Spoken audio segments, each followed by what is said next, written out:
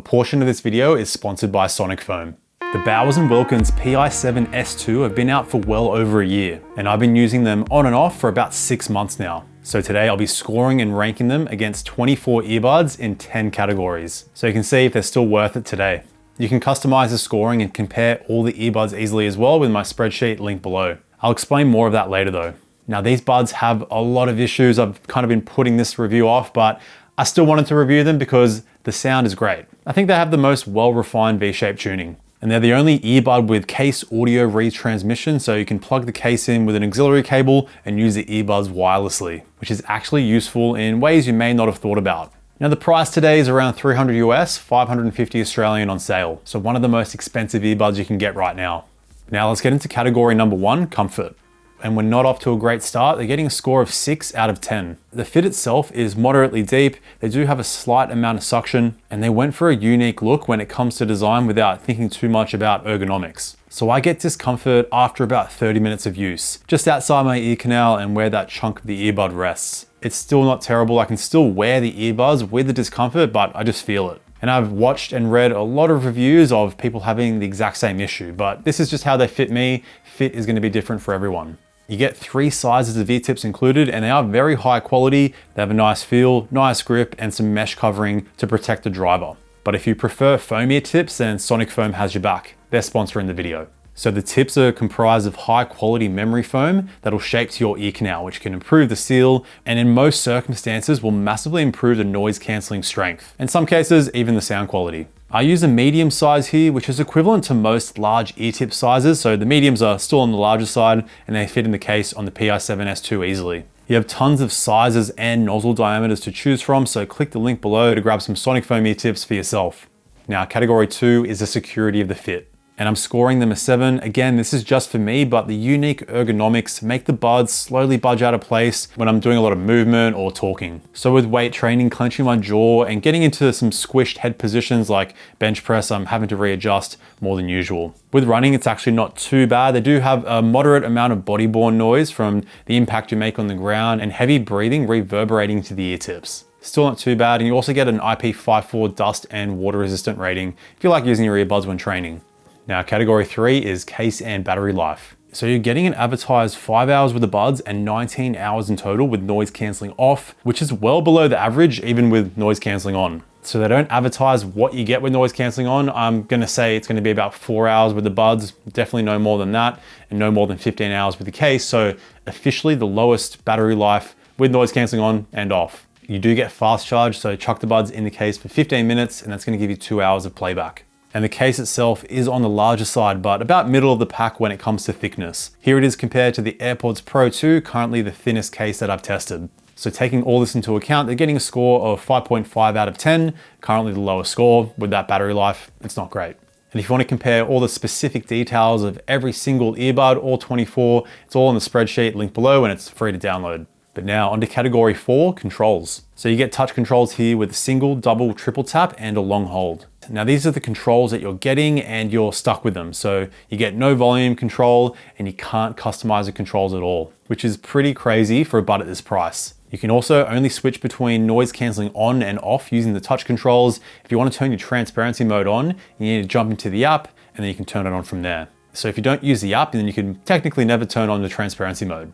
You do get wearing detection, so that will automatically pause and play your music when you take one or both earbuds out of your ear and then resume your playback when you chuck them back in.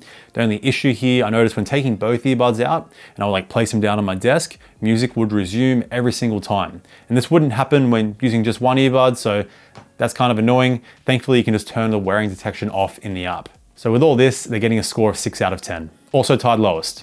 They're not doing so well so far. Now on to category 5, connectivity.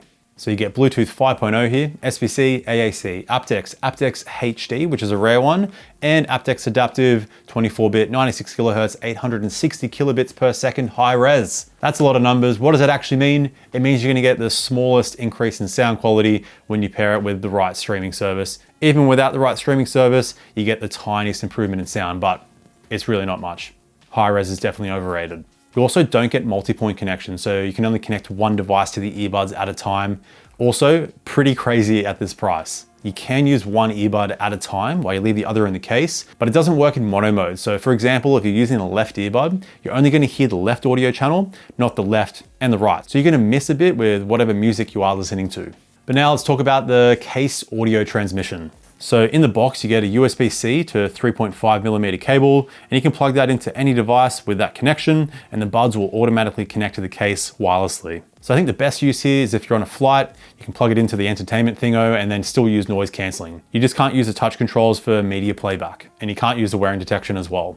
But a hidden benefit here is when it comes to latency. So using the regular Bluetooth connection, the latency is fine when it comes to watching videos. It's not great when it comes to gaming though. So here are the results I got in my test on iOS and Android and using the audio transmission as well with the case. So I'm getting 154 milliseconds of latency, which is actually the lowest latency that I've ever tested. Now you might see advertised that the latency gets to like 40 milliseconds or 50. That's not what you actually get with your latency because it has to go through the processing of the phone and then through the Bluetooth connection, where that advertised amount is just going from the actual earbud only. There are some issues with the case transmission though. So your max volume is brought down by about 20% to around 94 decibels, which is on the quieter side. I mean, it really depends on the kind of media you are listening to, but you definitely want to be at least 110 decibels at max volume. And the connection quality was kind of interesting. The actual sound quality itself is pretty close to what you get with the Bluetooth connection, maybe slightly worse, but there was a couple of times where the max volume went like super loud to about over 120 decibels, but there was like a lot of distortion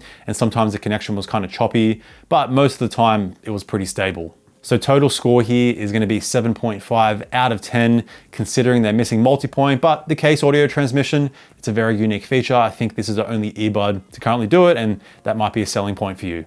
But now onto category 6, call quality, and I run through 3 tests here. A quiet room, simulation loud kid noise because it's sporadic voices, and a simulation windy city with construction. So I score each test on the scale of 1 to 10. They performed pretty poorly with that windy city test, but the average, the total score was 7 out of 10. I'll show you the samples in a sec, but first, you can't mute your microphone using the touch controls when you're on a call. You can switch between noise cancelling on and off with the touch controls though. But anyway, here are the samples so you can hear it for yourself. All right, here's the call quality of the Bowers & Wilkins Pi7 S2 in a quiet room. All right, here's the Beats Studio Buds Plus in a quiet room. All right, now let's see how the microphones block out some simulation kid noise. All right, here's the call quality of the Pi7 S2 with some simulation loud kid noise. All right, here's the Beats Studio Buds Plus with some simulation loud kid noise. All right, now I've got some city noise, construction noise, and some simulation wind noise. All right, here's the Pi7 S2 with some city noise, construction noise, and some simulation wind. All right, here's the Beats Studio Buds Plus with some city noise, construction noise, and some simulation wind noise. All right, category 7 is app customization and extra features. So you can get the Bowers & Wilkins app on iOS or Android. And it's very bare bones. On the main screen there, you've got your earbud battery and your case battery. You have your noise cancelling and transparency controls, and you can adjust the strength of the transparency in there. And then you can manage your connected devices. You have your wearing detection sensor, and that's pretty much it. You can link music services to the app, but I don't know why you'd want to do that. Use a normal app. So yeah, you're not getting an EQ, band, or even presets. So yeah, pretty much the least amount of customization I've tested, so they're getting a score of 5. But now onto category 8, noise cancelling. And how I test my noise cancelling, I play simulation plain noise and crowd noise on my soundbar. So I'm getting low, middle, high consistent, as well as inconsistent sounds. And here's my noise cancelling ranking with all the earbuds that I've tested. So they're in that tight 6 spot right there. So some very decent noise cancelling when it comes to low, middle, and high pitched sounds. Couple of small issues. They do have a slight amount of white noise hiss. You're only really going to notice this in like a quiet room. So I don't know why you'd use noise cancelling in a quiet room, but it's there if you need to know. But you do have the option to use noise cancelling or the transparency mode when you're using just one earbud. Keep in mind the noise cancelling control is on the left earbud. So if you're going to be using the right earbud on its own and you want to switch between noise cancelling off and transparency, you need to jump into the app. They also have an automatic noise cancelling mode, which will adjust the strength of the noise cancelling dependent on the noise around you, which should save a bit of battery life. Now let's talk about EQ shift. So that's how your sound quality changes with noise cancelling on compared to off, compared to transparency. And it's kind of hard to explain it here. So when you go from noise cancelling on or transparency on to noise cancelling off, the mids just sound different. So vocals kind of fall back, but at the same time, I would notice things like instrumentation, like guitars kind of come forward slightly. So I wouldn't say it's necessarily worse. It just sounds very different. I don't know if that makes sense. I've never really experienced this much of a change. Normally like the treble will increase a bit or decrease. The more common thing is bass will increase or decrease slightly. But anyway, overall score here is an 8 out of 10. Now onto category 9, the transparency mode. And it's nothing special, it gets the job done. It's quite natural, hearing your surroundings is fine. Voices are okay, slightly muffled at a close distance, and you can customize the strength in the app. I like having the slider slightly past 50% volume, although do keep in mind, even at 50% volume, they do have quite a bit of white noise hiss. So this kind of sounds like there's an air conditioner or a fan on in the distance. So it is on the higher side, about a 3 out of 5. And there's also quite a bit of occlusion. I would also rate this about a 3 out of 5. So when you speak yourself, your own voice sounds kind of muffled, has like a slight amount of echo sound to it, kind of reverberates into the ear tips. So if you find that annoying, it's there. There's also no automatic wind noise reduction here when it comes to the transparency and the noise cancelling, but thankfully the microphones are positioned well, kind of on the bottom and the back side of the actual earbud. So when you're walking, if the mic is on the front of the earbud, that's when the mics pick up wind really easily and you hear it through the earbuds.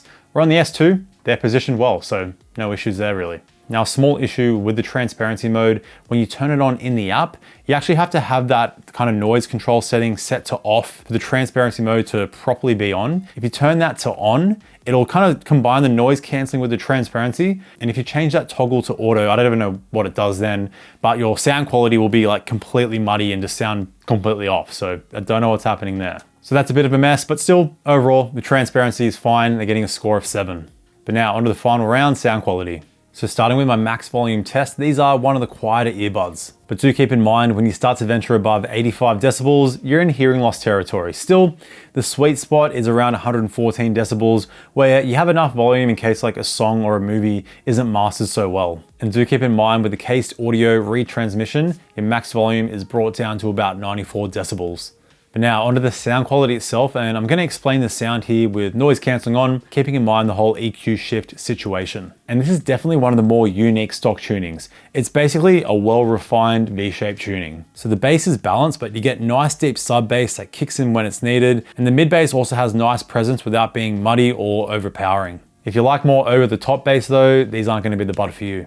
Now the mids are only slightly recessed, so vocals still come through very natural. They're still clear, they have a nice smooth sound to them. But I noticed in songs with a lot going on, I obviously like to listen to metal. It's the only shirts I really own. So more chaotic metal, I found the vocals could fall behind. This is really going to come down to how the song is mastered as well, but it's my only complaint with the mid-range. I noticed female vocals stood out slightly better because the star of the show for the tuning here is actually the treble. This is probably my favorite treble. It's kind of pushed to a point where you get that really nice sparkle and detail that I personally love, but it somehow never gets harsh. Even at higher volumes, I have a lot of songs that I test, like Enter Sandman by Metallica and Backcountry by Avenged Sevenfold, both songs that really bring out if a bud has harsh treble, but no issues here on the S2. And being a drummer myself, I love it when I can hear hi-hats, crashes, and ride cymbals really stand out, have nice presence and nice detail. That's what you get on the S2. And this will of course carry over to any kind of bright instrument, acoustic guitar, orchestration. Again, the female vocals, that's why it kind of stands out very well. So combine everything here, the instrument separation is very impressive and the soundstage is also quite open, so you get a pretty wide sound.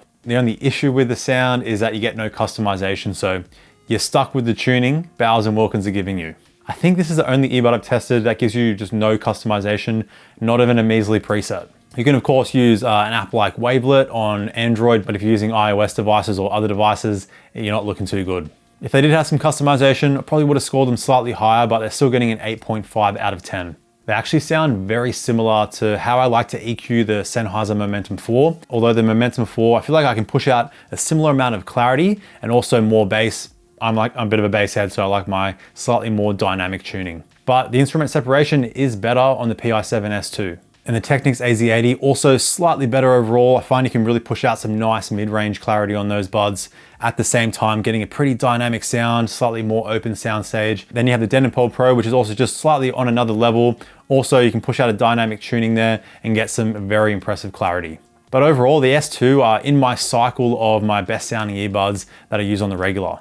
But that wraps up all 10 categories, and before we go into the final scoring, it doesn't really mean much if certain categories matter more to you, so that's why I created my custom scoring spreadsheet, free to download, link below. So on there you get notes for each score, you can compare the specs for all the earbuds, and there's a core quality tab with the score for each of the tests. And the personalized scoring is super simple. Just fill out a number in the importance column, and that will multiply the entire category, giving you a new total score for all the earbuds. But now the final scores are in, and the S2 are in dead last with a score of 67.5 out of 100. I mean, you could probably tell throughout this video, they weren't doing so well. I'd say they're really only worth grabbing if you've tried the sound and they just really work for you, or you need that case audio retransmission. Otherwise, if you're spending that much, just get the Technics AZ80. Here's my full review right here. Currently the best of the best all-round earbud. Quick shout out to my channel members and all my supporters on Ko-Fi. Really appreciate the support. As always, stay picky. I'll see you in the next one. Bye now.